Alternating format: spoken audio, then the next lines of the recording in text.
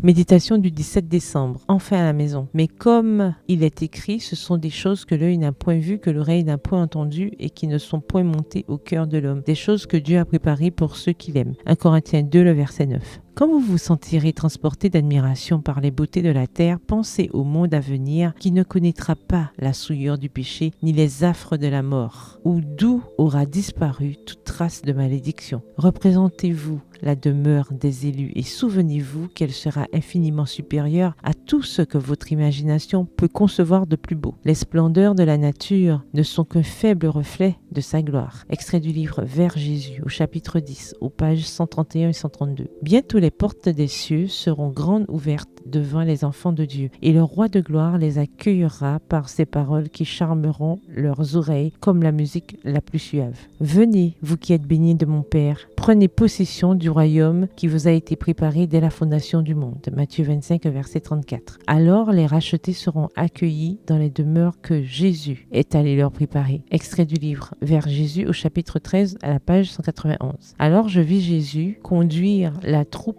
des rachetés à la porte de la cité. Il saisit cette porte, la fit tourner sur ses gonds étincelants et fit entrer les nations qui avaient gardé la vérité. À l'intérieur de la cité, tout était de nature à réjouir la vue. Partout on voyait des choses riches et glorieuses. Alors Jésus posa son regard sur les saints qu'il avait rachetés. Leur visage était resplendissant de gloire. Et lorsqu'il fixa sur eux ses yeux pleins d'amour, il dit de sa voix pure et musicale: Je contemple le travail de mon âme et en suis rassasié. Vous pouvez jouir éternellement de cette gloire. Vos peines sont finies. Il n'y aura plus de mort, plus de deuil, de cris, de souffrance. Nul langage ne saurait décrire le ciel. Lorsque je pense à tout cela, je suis émerveillé, rempli d'admiration pour ses splendeurs incomparables et ses gloires indescriptibles. Je ne puis que poser la plume et m'écrier: Oh, quel amour, quel merveilleux amour! Les paroles les plus sublimes ne sauraient décrire la gloire du ciel et les profondeurs incommensurables de l'amour du Sauveur. Extrait du livre Premiers écrits, le chapitre Les dons spirituels, aux pages 288 et 289. Bonne soirée, que l'Éternel vous bénisse.